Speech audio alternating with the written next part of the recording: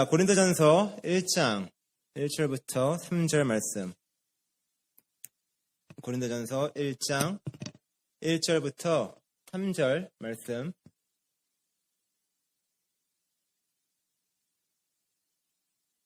우리가 한 목소리로 3절밖에 안 되니까 한 목소리로 같이 한번 읽어보겠습니다. 시작. 하나님의 뜻을 따라 그리스도 예수의 사도로 부르심을 받은 바울과 형제 소스데네는 고린도에 있는 하나님의 교회 곧 그리스도 예수 안에서 거룩하여지고 성도라 부르심을 받은 자들과 또 각 처에서 우리의 주 되신 예수 그리스도의 이름을 부르는 모든 자들에게 하나님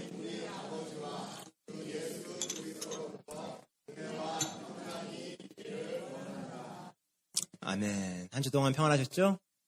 네, 저번 주에는 저희가 이제 피크닉이 있었는데 이게 같은 교회 우리 교회가 함께 모여서 또 재밌게 이렇게 노는 거 보고 너무나 저도 혼자 너무나 행복했습니다.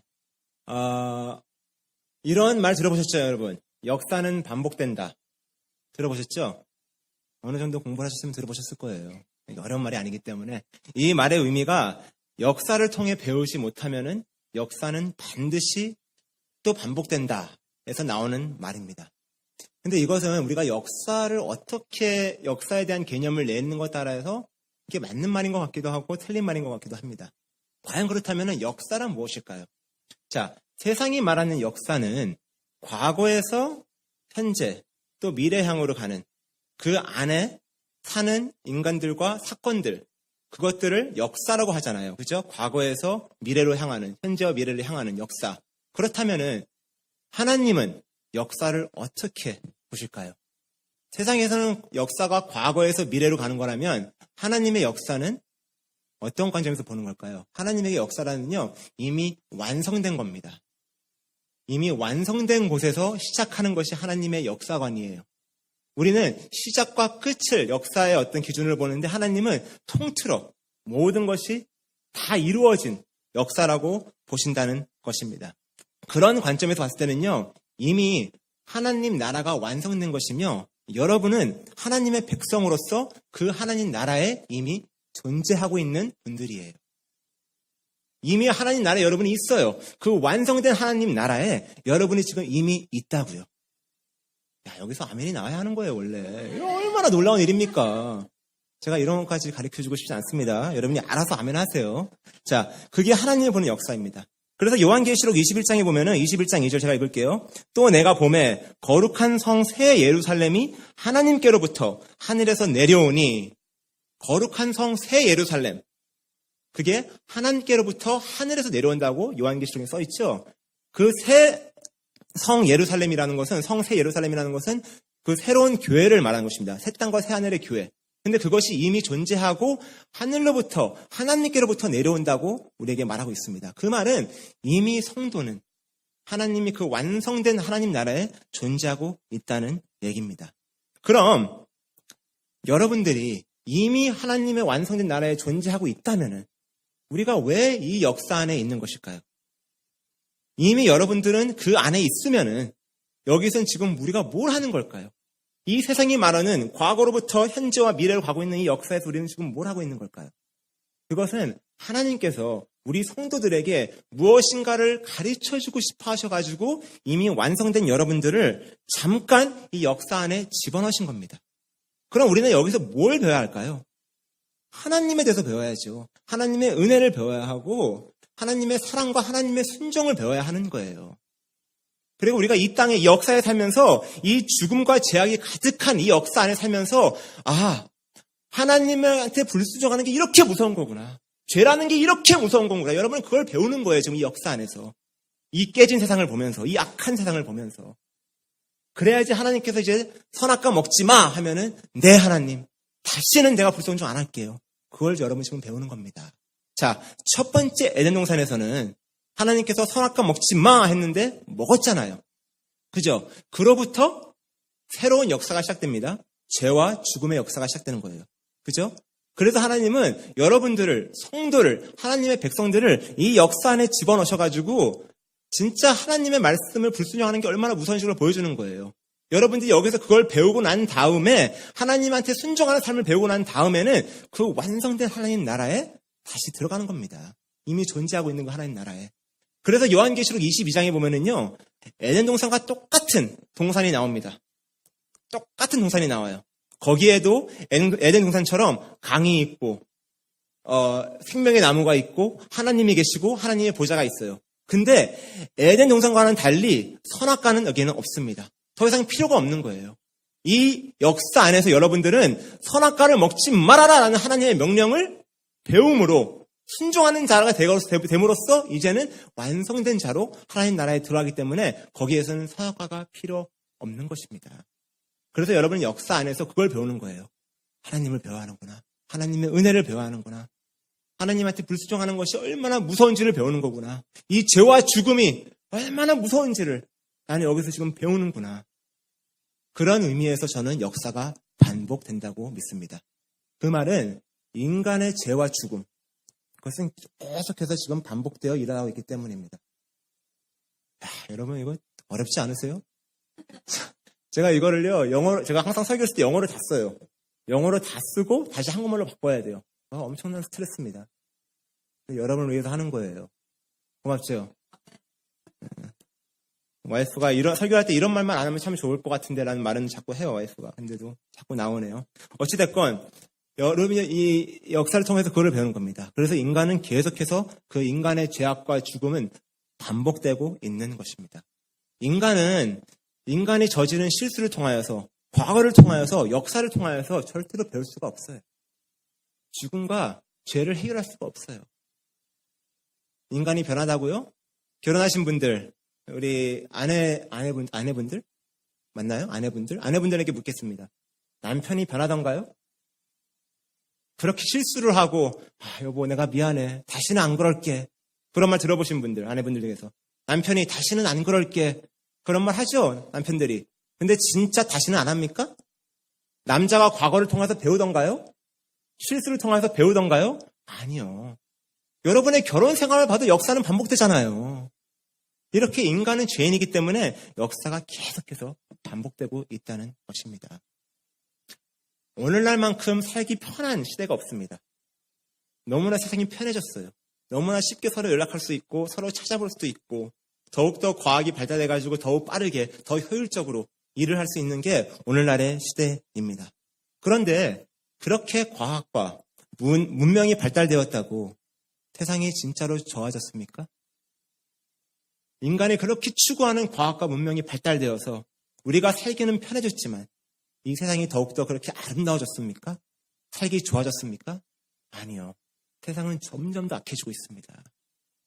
인간들은 더욱더 게을러지고 있고 더욱더 악해지고 더욱더 새로운 모습으로 사람들을 죽이고 그런 게 인간의 역사입니다. 문명이 좋아졌다고 과학이 좋아졌다고 인간은 절대로 좋아지지 않아요.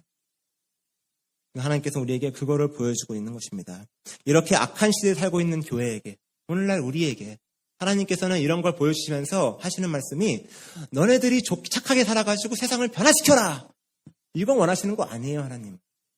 만약에 진짜 하나님께서 우리가 세상을 변화시키기 원했으면요. 여러분 2000년이라는 기독교 역사 가운데 이 세상은 좋아졌어야 돼요. 근데 지금 기독교 역사가 2000년이 넘어가는데 세상은 안 좋아지고 있어요. 더욱더 악해지고 있어요. 하나님께서 우리에게 원하는 것은 세상을 더 좋게 만들어라. 이 땅에 푸르고 푸른 그리스도의 계절이 오게 하라. 이게 아니에요. 우리는 지금 이 땅에서 하나님의 은혜를 배우라고 이 악한 땅에 존재하는 자들이에요. 잠시 동안. 그래서 여러분들은 이 땅에서 열심히 하나님을 배워야 합니다. 그리고 내가 누군지도 그 안에서 배워야 한다는 것입니다. 자, 우리가 오늘 읽은 고린도 교회를 한번 살펴봅시다. 성경에서 가장 최악의 교회를 뽑으라면은 바로 고린도 교회입니다. 너무나 타락한 그 도시의 영향을 너무나 많이 받아가지고 진짜 타락한 교회입니다. 어떤 그 신학자는요, 그 고린도 도시를 설명하면서 오늘날의 로스앤젤레스, 라스베가스, 그리고 뉴욕 이 세 도시를 합쳐놓은 도시를 한번 상상해보라고. 그게 그 당시에 고린도 도시의 모습이었다라고 말을 합니다. 그만큼 타락한 도시예요.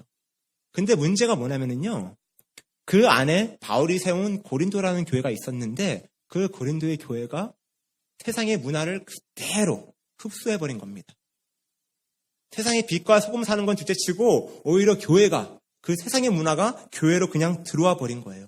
다시 말해 세상의 문화, 세상의 가치관, 그 세상의 습관, 이런 것들이 교회 안으로 들어와서 문제를 삼고 있는 것이 고린도 교회의 모습이었습니다. 고린도 교회의 문제는 고린도전서에서 잘 나오는데요. 너무나 많아요. 성도들 간의 분열, 성령을 받았기 때문에 율법은 필요 없다. 그래서 그들은 도덕적으로 또 사회적으로 아주 문란한 삶을 살았습니다. 이방인들이 많은 도시였기 때문에 그들과 혼합하여서 그 기독교의 교리조차도 바로 서지 못했어요. 성찬식도 무질서, 완전 무시했고 성령의 은사를 잘못 사용하든 이런 문제가 엄청난 많은 그런 교회였습니다. 그래서 고린도전서를 읽으면은요, 책망과 권고가 반 이상이에요. 바울이 계속해서 고린도 교회를 혼내는 모습이 나옵니다. 권고하고 혼내고 책망하는 그런 모습.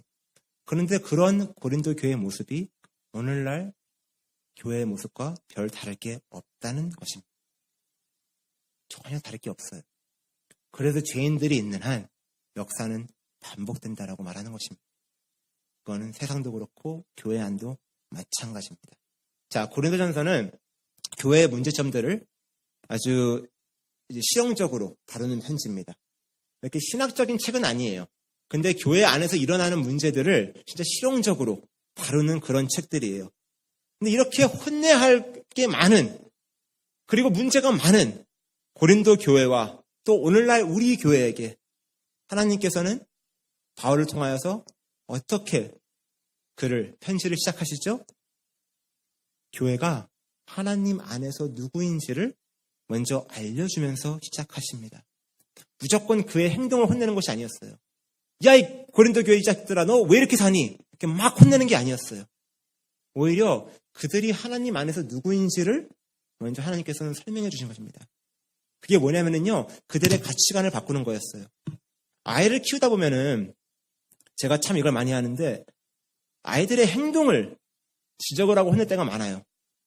너 그러지 마, 그거 하지 마, 그건 안 좋은 거야. 자꾸 아이들의 행동만 가지고 그들을 혼냅니다.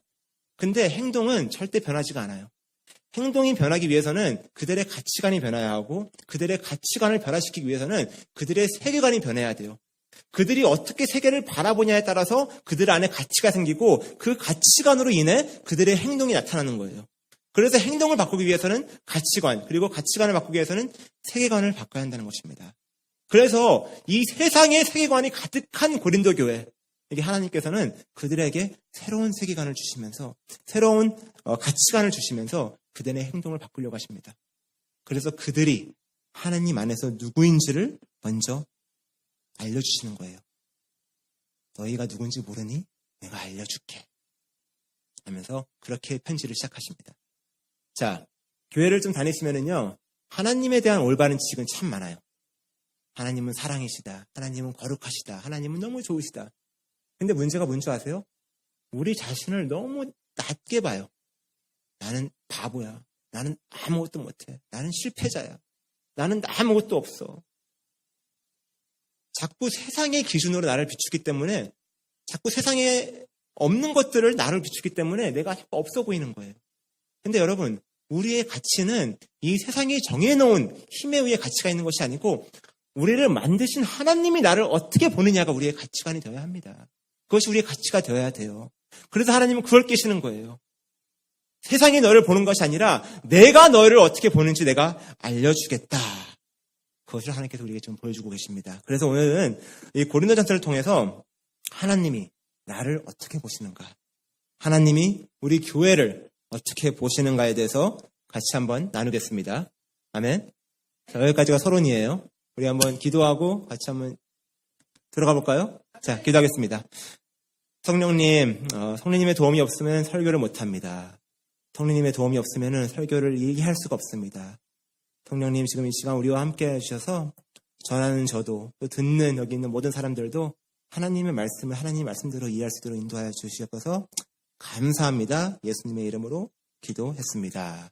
아멘. 자, 하나님은 나를 어떻게 보시는가? 먼저 우리가 1절 오늘 말씀 보겠습니다. 같이 한번 읽어볼까요? 시작. 하나님의 뜻을 따라 그리스도. 자, 여기서 우리가 처음에 보는 게 뭐죠? 하나님의 뜻. 하나님께서 바울을 부르셨습니다.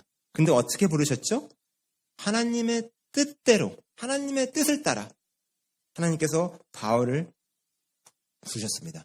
그 말은 바울이 원해서도 아니고 누가 시켜서도 아니라는 것입니다. 그냥 하나님의 뜻 따라 바울은 그냥 그 자리로 부르심을 받은 사람이라는 것입니다. 여러분, 우리 구원도 역시 마찬가지잖아요. 여러분이 원해서 구원받은 것도 아니고 여러분이 잘나서 구원받은 것도 아니고 누가 시켜서 구원받은 것도 아니잖아요. 그냥 하나님의 뜻에 따라 여러분들은 하나님의 백성이 된 거잖아요. 그런데 여기서 하나님의 뜻을 따라 부르심을 받은 바울을 얘기할 때는요, 여기서 우리에게 하나님께서 처음으로 보여주시는 것은 우리는 하나님의 것이다 라는 것을 보여주는 거예요. 한번 옆에 있는 사람한테 얘기해 볼까요? 나는 하나님 것이다. 하나님 거다죠? 나는 하나님 거다. 네, 여러분은 하나님 거예요. 하나님이 여러분을 부르신 거예요. 세상이 여러분을 부른 것이 아니고 세상의 기준으로 여러분을 보는 것이 아니고 하나님이 하나님의 뜻대로 여러분을 지금 여러분의 자리에 지금 부르신 것이랍니다. 근데 이 자리가 여러분이 원하지 않는 자리일 수도 있어요. 이해 못하는 자리일 수도 있어요. 그럼에도 불구하고 여러분이 있는 지금 이 자리가 하나님이 여러분이 있기를 원하시는 자리이고 여러분이 있는 지금 그 상황, 그 자리가 여러분이 하나님께 영광을 돌릴 수 있는 최고의 자리라는 것입니다. 성도는 그거를 믿어야 한다는 거예요. 자, 확실히 알아야 할 것은 이 땅에서 어떤 모습으로 우리를 부르시는지에 대해서 하나님은 별로 그렇게 큰 관심이 없으세요. 이렇게 생각하시면 돼요. 우리의 인생이라는 것은, 역사라는 것은 하나님의 영화예요. 하나님의 영광을 나타내는 영화예요. 그럼 여러분들은 그냥 그 영광을, 하나님께 영광을 드리는 역할을 맡은 그냥 엑스트라들이에요. 근데 그 역할 중에서 어떤 사람은 가난한 역할, 어떤 사람은 부자의 역할, 어떤 사람은 건강의 역할, 어떤 사람은 가난하고 부자, 약하고 건강한 역할, 이런저런 역할, 어떤 사람은 잘생기고 못생기고 이런저런 역할을 하나님께서 그냥 맡겨주신 거예요. 근데 거기 내고 우리가 하나님, 이왕 역할 주실 거, 나 부자 역할 주세요. 이왕 역할 주실 거, 나 좀 잘난 역할 주세요. 그렇게 못한다니까요. 이것은 하나님의 뜻대로 우리에게 주신 겁니다. 하나님의 계획이 있기 때문에, 하나님의 것이기 때문에. 그래서 여러분들이 있는 그 자리가 하나님의 최고의 자리라고 지금 바울은 얘기하고 있는 것입니다. 우리가 항상 그런 기도를 하죠. 하나님의 영광을 위해서 저 좀 잘 되게 해주세요. 하나님, 저 돈 많이 벌면은요, 이런 기도 많이 하더라고요. 하나님, 저 돈 많이 벌면은요, 하나님의 영광을 위해서 제가 교회를 짓겠습니다. 이게 무슨 헛소리예요? 왜 그게 하나님의 영광이에요? 왜 여러분 돈 많은 게 하나님의 영광이에요? 왜 우리는 세상이 정해놓은 기준으로, 세상이 정해놓은 성공의 기준이 하나님의 영광이라고 착각하냐고요. 아니, 돈이 많아도 하나님의 영광이고 돈이 없어도 하나님의 영광이라면 왜 굳이 우리는 자꾸 잘난 쪽만 하나님의 영광으로 생각하냐고요. 왠지 아세요? 내가 잘나야 하거든. 하나님의 영광에 관심 없어요. 내가 잘나야 돼. 내가 돈이 많아야 돼. 내가 편해야 돼. 그리고 내가 좀 남은 거 하나님 드릴게요. 그거잖아요, 지금. 그건 성도의 기도가 아닙니다. 그건 악마의 기도예요. 그거는 예수님의 표현을 빌리자면은 뱀의 새끼의 기도예요. 뱀의 자녀가 낫겠다. 죄송합니다. 뱀의 자녀의 기도예요, 그거는. 나의 영광을 위해서 하나님을 사용하는 사람들. 여러분, 성경에서 하나님의 영광이 가장 정확히 나온 데가 요한복음 14장에 예수님께서 인자가 영광을 받을 때가 왔다라고 말씀하십니다. 근데 그 말씀은 예수님께서 십자가를 지시기 바로 전에 하신 말이에요. 십자가를 지시기 전에 예수님께서 인자가 영광을 받을 때가 왔다. 그럼 하나님의 영광은 뭐죠? 십자가, 자기 부인. 우리는 이 땅에서 우리의 막혀진 역할에서 자기 부인을 하는 사람들입니다. 그리고 그 자기 부인의 삶이, 그 십자가의 삶이 하나님께 영광을 돌리는 삶이에요. 여러분 지금 그거 하는 거라니까요. 그래서 부자는 부자의 자리에서 하나님, 저에게는 세상이 그렇게 좋아하는 돈이 이렇게 많습니다. 그럼에도 불구하고 이 돈은 저에게 아무런 가치가 없네요. 이 돈은 나의 죄를 해결할 수 없고 나의 죽음의 문제를 해결할 수가 없네요. 하나님, 오히려 이 가치 없는 돈을 하나님을 위해서 남에게 쓰겠습니다. 그 자기 부인을 배우는 거고, 가난한 사람들은 하나님, 저는 이 땅에서 그렇게 소중히 여기는 돈이 하나도 없습니다. 그럼에도 불구하고 저는 이렇게 행복합니다. 하나님의 구원 때문에, 복음 때문에 이렇게 행복합니다. 그러면서 자기 부인을 하면서 하나님께 영광 돌리는 거예요. 건강한 자도 약한 자도 어떤 모습이든 상관없는 거예요. 그러니까 제발 세상의 성공의 기준을 자꾸 하나님의 영광이라고 착각하지 마세요. 하나님이 하나님의 영광을 챙겨가십니다. 우리가 잘나서 하나님을 자랑하는 게 아니에요. 여러 번 말씀드렸잖아요. 하나님이 우리를 자랑하는 겁니다. 여러분, 바울의 삶을 보세요. 바울의 삶이 진짜 그렇게 편했을까요? 하나님한테 부르심을 받고 나서? 사도로 부르심 받았잖아요. 사도로 사는 게 그렇게 편했나요? 아니요. 고생만 했어요, 바울은. 감옥살이하고 매도 맞고 여러 번 죽을 뻔하고 채찍질도 맞고 돌로 맞고 파손당하고 고생들만 했습니다. 근데 오늘 1장에는 바울이 뭐라고 하죠? 담대하게 얘기하잖아요. 나 바울은 하나님의 뜻대로 사도로 부르심 받았다. 내 삶이 너희들이 보기에는 허찮아 보여도, 불쌍해 보일지 몰라도, 바보처럼 보일지 몰라도 나 바울은 담대히 얘기할 수 있다. 하나님께서 나를 부르셨다. 여러분에게도 그 담대함이 있기를 소망합니다. 축복합니다. 어떤 상황에서도, 어떤 문제 앞에서도, 어떤 일 앞에서도, 어떤 고통 가운데서도 하나님이 나를 지금 이 자리에 부르셨다. 그 고백할 수 있는 저와 여러분이 되기를 예수님의 이름으로 축복합니다. 하나님께서 우리를 그렇게 부르신 겁니다. 자, 그리고 계속해서 2절을 보면은요, 하나님의 뜻을 따라 우리를 부르셨습니다. 그래서 우리는 이제 하나님의 것이에요. 우리는 누구 것? 하나님 것. 나 누구 거? 하나님 거. 그죠? 너무 좋지 않아요? 나는 하나님 거. 난 너무 좋은 것 같아요, 이게. 근데 이제 개인적으로 벗어나 하나님은 더욱더 큰 그림을 보여주십니다. 2절 같이 한번 읽어볼까요? 시작. 고린도에 있는 하나님의 교회, 스탑. 멈추세요. 고린도에 있는 누구의 교회? 하나님의 교회. 바울을 자신을 하나님의 것으로, 우리를 하나님의 것으로 불렀고, 근데 우리를 그냥 혼자 내버려 두는 것이 아니라 우리에게는 하나님의 공동체를 이제는 허락하신 것입니다. 우리의 공동체가 아니라 하나님의 공동체, 하나님의 교회로 우리를 불러주시고 허락하신 것입니다. 물론 지인들이 모인 공동체이기 때문에 문제가 많아요. 많이 다투기도 하고 싸기도 하고 좀 그런 공동체인 건 사실입니다. 그럼에도 불구하고 여러분, 하나님이 주신 이 믿음의 공동체를 놓지 않기를 주님의 이름으로 축복합니다. 꼭 붙잡으세요. 아시는 분들은 아시겠지만 저는 사회생활을 잘 못합니다. 이게 사회 뭐라고 하지? 소셜 스퀘어. 사회적인 소셜 스퀘어. 사회적인 기술, 그러니까 사람들과 대화하고 이런 걸 굉장히 싫어해요. 잘 못해요. 저는 집에 혼자 있는 걸 굉장히 좋아하는 스타일입니다. 공동체 생활을 잘 못해요. 여러분 아시다시피 제가 이렇게 자꾸 실없는 말을 많이 하잖아요. 우리 엄마가 항상, 너는 왜 실없는 말 하니? 그럼 제가 항상, 가서 실수하면 되지?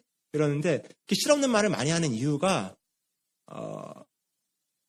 이게 어떻게 사람들하고 대화를 할지 모르니까 이제 자꾸 그냥 쓸데없는 소리만 하는 거예요. 그러니까 저는 혼자 있는 게 편한 사람입니다. 공동체 생활을 잘 몰라요. 근데 어제 하루를 하나님께서 저에게 이 공동체가 얼마나 소중한지를 깨닫게 해주셨습니다. 제가 잘 나가진 않지만 어저께는 좀 나갈 일이 있어가지고 나갔는데 우연히 아는 사람들을 여기저기서 만났어요. 예전에 아는 사람들을. 그것도 우연히 그냥. 근데 처음에 만났던 건 어떤 한 자매인데 그 자매를 봤는데 너무나 반가운 거예요. 근데 그 자매님이 제가 아는 형님과 결혼한 자매예요. 그래서 이런저런 얘기를 하다가 이 형님에 대해서 생각을 하면서 그 형님을 생각하니까 제가 그 중학교 때, 고등학교 때 처음 신앙생활을 하면서 그 형이 저한테 아주 많은 큰 도움을 줬던 그 생각이 나는 거예요. 근데 지금은 잘 연락도 안 하고 잘 그러지만 그래도 그때를 생각하면서 하나님께서 그때 그 형을 나의 삶에 붙여주심으로 내가 좀 신앙생활을 조금이라도 좀 열심히 할 수 있도록 도와줬구나. 형 때문에 기타도 치게 되고 뭐 이렇게 했거든요. 그래서 그런 생각도 들고, 또 어저께 밤에는 저희 가족끼리 산책을 나갔습니다. 근데 진짜로 웃긴 게, 제가 달라스에서 처음, 제가 20살 때 사역을 했는데 아무것도 몰랐죠. 생양아치였죠. 근데 그런 저에게 처음 사역의 기회를 주셨던, 저랑 같이 사역을 하셨던 그 목사님, 그 교회 담임 목사님을 어저께 우연히 만났어요. 너무나 신기한 거예요. 달라스에서 같이 사역했던 목사님인데, 저에게 처음 사역의 길을 열어주셨던 목사님인데 어저께 우연히 만났습니다. 근데 그 목사님이 더 이상 목회를 안 하세요. 그럼에도 불구하고 너무나 반가운 거예요. 우리가 그 달라스에서 5, 6년 동안 같이 뭐 싸웠던 적도 많고, 하지만 같이 기도하면서 사역하고 힘들었던 걸 나누고 이런 걸 생각하면서, 아, 공동체라는 것이 이렇게 참 소중하구나라는 걸 배웠습니다. 그러면서 다시 한번 깨달은 것이, 우리의 공동체를 하나님께서 이 교회를 제 머릿속에 하이라이트 해주셨어요.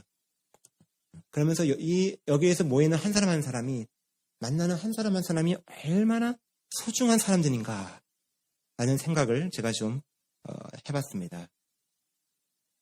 여러분 옆에 있는 사람들, 이 한 사람 한 사람이 여러분에게 힘이 되기를 소망합니다.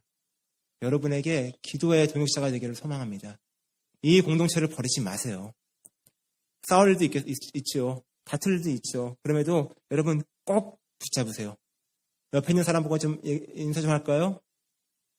저기요, 당신 때문에 기쁩니다. 당신 때문에 감사합니다. 사랑합니다. 우리는 하나님의 공동체입니다. 하나님의 공동체입니다. 그러니까 여러분, 서로 문제가 있어도 끝까지 이 공동체 안에서 서로 사랑해주고 해결해주고 용서를 배우세요. 이 안에서. 세상은 이미 우리를 공격합니다. 우리가 복음을 전한다는 이유로, 우리가 십자가의 길을 걷는다는 이유로 세상은 계속해서 우리를 비판하고 공격을 해요. 그리고 그런 날이 더욱더 심해질 거예요. 근데 세상에서도 그렇게 욕먹고 교회 와서도 서로 욕하고 싸우면 이게 뭡니까? 이 안에서는 우리가 하나님 안에서 서로 사랑하고 용서를 배워야죠. 그러니까 여기서 여러분 서로 격려해 주세요. 서로 힘이 되어 주시고 서로 기도해 주시고 다시 세상에 나가서 그 바보처럼 십자가의 길을 걸으세요. 그것이 하나님의 우리를 하나님의 교회로 불러주신 이유입니다. 자, 좀 더 자세히 이 하나님의 공동체라는 것, 하나님의 교회가 무엇인지에 대해서 조금만 더 자세히 한번 볼까요? 하나님께서는 이 공동체를 어떻게 보시는가 좀 보겠습니다. 첫 번째, 계속해서 한번 2절 처음부터 읽어볼까요? 시작. 고린도에 있는 하나님의 교회, 곧 그리스도 예수 안에서 거룩하여지고, 자, 여기까지 하겠습니다. 하나님께서 보시는 교회는 그리스도 예수 안에서 거룩한 교회입니다. 여러분 보고 거룩하대요. 여러분 거룩하십니까? 거룩하세요? 거룩하지 못하잖아요. 여러분, 거룩이라는 뜻은 베어낸다는 뜻입니다. 좀 더 자세히 얘기하면은 잘라낸다, 건져낸다, 더 높다, 더 낮다, cut above, 더 위대하다, 그런 것을 설명할 때 쓰는 게 거룩하다는 표현이에요. 그래서 거룩이라는 표현은 솔직히 하나님을 설명할 때 가장 적당한 표현입니다. 그래서 이사야 6장을 보면은, 이사야서 6장일 거예요 아마. 6장을 보면은요, 거기서 거룩 하면서 하나님을 찬양하는 모습이 나오죠. 자, 유대인의 글에서는요, 똑같은 단어를 2번 사용한다는 것은 아주 중요한 의미를 나타냅니다. 근데 거기서는요, 하나님을 설명할 때 하나님은 거룩 하면서 3번이나 거룩이란 말을 하면서 하나님이 거룩이라는 것을 보여주고 있습니다. 근데 거룩은 하나님에게만 합당한 말입니다. 거룩이라는 것은 더 자세한 말은요, 완벽하다는 뜻이에요. 더 더할 수도 없고 뺄 수도 없다. 완벽. 그러니까 만약에 인간의 기준에서 100이 완벽이라면은요, 하나님의 모든 성품은 100입니다. 하나님의 사랑도 100, 하나님의 인내도 100, 하나님의 자비하심도 100, 하나님의 용서도 100, 하나님의 분노도 100. 하나님은 다 100이에요. 우리의 행동을 따라서 하나님 우리를 더 사랑하고 덜 사랑할 수가 없어요. 만약에 거기서 더하고 뺄 수가 있다면요, 그건 더 이상 완벽이 아닙니다. 그거는 거룩이 아니에요. 근데 하나님은 거룩이기 때문에 하나님의 모든 성품은 다 똑같습니다. 완벽하다는 거예요. 근데 하나님은 우리를 보시면서 너희도 내가 보기에는 완벽한 자다 라고 선포하시는 거예요. 지금 여러분 보고. 완벽하지 않잖아요, 여러분. 잘 아시잖아요. 근데 그런 여러분한테 너희들은 내가 보기에는 완벽한 존재다. 하나님의 사랑이 느껴지십니까? 아이들을 키우다 보니까 조금씩 하나님의 마음을 느껴지는 게 저희 아이들이 참 못날 짓을 많이 할 때가 많아요. 그럼에도 불구하고 가끔씩 볼 때는요. 진짜 완벽하다. 너무나 아름답다. 물론 제 감정에 따라 이것이 막 변하기도 합니다. 저는 완벽하지 않기 때문에 그런 느낌을 받아요. 근데 하나님은 우리를 보시면서 그 완벽하신 하나님, 완벽하지 않는 저도 저희 아이들을 보면서 이렇게 애들이 좋을 수가 있을까 하는데 그 완벽하신 하나님은 그 완벽하신 사랑으로, 그 완벽하신 은혜로, 그 완벽하신 하나님의 성품으로 너네들은 거룩하다, 완벽하다 라고 부르시는 겁니다. 어떻게? 예수 그리스도 안에서. 우리를 예수님과 함께 붙이신 거예요. 그게 그리스도와 연합된 우리입니다. 그래서 하나님은 그 예수를 보심으로 너네들은 예수와 붙임으로 이제 너네들은 우리는 그리스도인 작은 예수라고 부르시는 겁니다. 예수로 인하여서 우리는 하나님 앞에서 완벽한 자가 된 겁니다. 흠도 없고 흠도 없는 완벽한 자. 여러분이 그렇게 소중한 자들이에요. 이 하나님의 공동체가 그렇게 아름다운 자들이 모인 곳입니다. 서로 감사해야 돼요. 서로 사랑해야 돼요. 서로 감싸줘야 돼요. 자, 더욱더 나가겠습니다. 고린도에 있는 하나님의 교회가 그리스도 예수 안에서 거룩하여지고 그리고 성도라 부르심. 성도라 부르심도 성도라는 것 자체가 거룩한 자라는 뜻이에요. 근데 하나님께서는 예수 안에서 우리가 거룩하여진 것뿐만 아니라 우리를 성도라고 부르시기까지 합니다. 이제는 성도를 부르시는 거예요. 그 말은 우리는 이제 하나님의 백성으로서 하나님이 거룩한 것처럼 베드로전서에도 말했던 것처럼 하나님이 거룩한 것처럼 우리 역시 그 거룩의 삶을 살아야 한다는 것입니다. 하나님의 성품을 우리가 닮도록 노력해야 한다는 거예요. 절대로 될 수가 없어요. 근데 이것은 하나님이 나한테 뭔가 주었기 때문에 내가 이거를 갚는 게 아니에요. 우리는 갚을 수가 없어요. 여러분, 하나님한테 뭘 갚겠다는 개념으로 하나님을 섬기면 안 됩니다. 절대로 못 갚아요. 우리가 많이 오해가 하는 게 하나님께서 나한테 구원을 주셨으니까 내가 나의 봉사로 갚아야지. 아니요. 우리는 갚으려고 하는 것이 아니라 그것이 너무나 감사해서 그 기쁨에 의해 이게 자연스럽게 나오는 거예요. 그게 하나님께서 우리에게 추구하는 거룩이지 내가 뭔가를 하나님 이거 했으니까 나 이거 할게요. 그게 뭐예요? 하나님의 은혜를 받기 싫다는 자들거든요. 하나님 이거 줬는데 이건 아닌 것 같아. 내가 뭔가 도울 수 있을 것 같아. 그러니까 하나님 내가 갚을게요. 이걸 죄라고 하는 거예요, 여러분. 우리는 절대로 갚지 못하는 자입니다. 그래서 하나님께서 우리를 성도라 부른 거예요. 내가 너희를 거룩하게 여긴 것처럼 너희가 그 거룩한 삶을 나로 인해 살아라. 갚으려고 사는 것이 아니라 그 감격에, 그 감사한 마음에 살아라고 지금 우리에게 성도라고 부르시는 겁니다. 또 그리고 계속 읽겠습니다. 성도라 부르심을 받은 자들과 또 각처에서 우리의 주, 곧 그들과 우리의 주 대신 예수 그리스도의 이름을 부르는 모든 자들에게 또 각처에서 다 다른 곳에 있어요. 다 다른 곳에서 여기서는 고린도 교회뿐만 아니라 다 다른 곳에서 우리가 그 common denominator, common 공통점이 있다는 것이 우리의 주, 곧 그들과 우리의 주 대신 예수 그리스도의 이름을 부르는 자가 된 것입니다. 여기서 하나님께서 우리에게 우리는 한 가족이다. 한 아버지가 있다. 똑같은 아빠가 있다. 라는 것을 지금 우리에게 설명하는 거예요. 다 다른 곳에 살지라도, 다 다른 문화, 다른 언어, 다른 생각을 가지고 있더라도 우리는 예수 그리스도의 피로 우리는 하나가 되었다라는 것을 지금 하나님께서는 우리에게 보여주고 있는 것입니다. 여러분들은 새로운 가족이 있는 거예요. 하나님이라는 아버지 아래 그 새로운 가족. 그것이 바로 교회라는 공동체라는 것입니다. 3절 보겠습니다. 3절 우리가 한번 같이 읽어볼까요? 하나님, 우리 아버지와 주 예수 그리스도로부터 은혜와 평강이 있기를 바랍니다. 이렇게 하나님께서 우리를 하나님의 것으로 불러주시고 하나님의 교회로 불러주시고 하나님의 거룩한 자로 불러주시고 그 다음에 하나님께서는 우리에게 하나님의 은혜와 평강을 주십니다. 하나님의 은혜와 평강이 뭘까요? 은혜가 뭐죠? 받을 자격이 없는 것을 값없이 주시는 하나님의 은혜. 그죠? 그게 뭐죠? 구원이잖아요. 구원. 근데 그 구원을 인하여서 평강도 같이 온다는 것입니다. 평강은 뭡니까? 세상에 줄 수 없는 평강이 뭐죠? 세상은 절대로 죽음, 죄를 이길 수가 없습니다. 죄라는 것은 하나님과 분리된 상태입니다. 죽은 상태예요. 그 죽은 상태에서 우리가 은혜로서 우리가 이제 영생을 얻게 됨으로써 이제는 평강을 얻게 됐다는 것은 하나님과 화목하게 됐다는 거예요. 그 은혜로 우리는 이제 하나님과 더 이상 적이 아니에요. 예전엔 적이었어요. 하나님이 이거 하라면 싫어요. 나 이거 할 거예요. 막 그러던 자들이 이제는 그 하나님의 일방적인 은혜로 우리를 구원하심으로 우리의 죄에서 건져내시고 우리에게 영생을 주심으로 이제는 우리와 하나님과 화목됨으로 평화케 됨으로 이제 하나님이 우리의 편이 된 겁니다. 내 편이에요. 내 편. 더 이상 죽음이 두렵지가 않아요. 더 이상 이 세상이 두렵지가 않아요. 더 이상 마귀가 두렵지가 않아요. 왜? 그 모든 것을 이긴 하나님이 나의 편이기 때문에.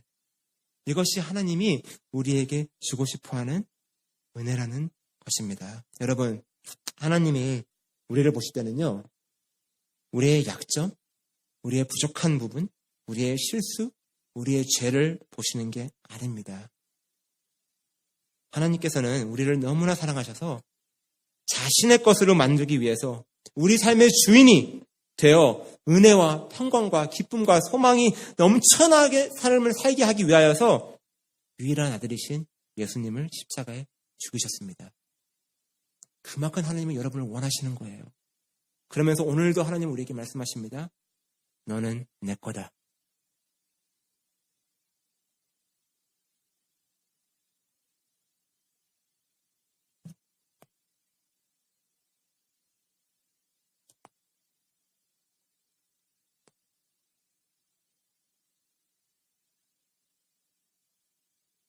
너는 내 거다. 너는 혼자가 아니라 나의 공동체를 내가 너에게 주었다. 너는 거룩한 자이다. 너는 나의 아들이다. 너는 나의 딸이다.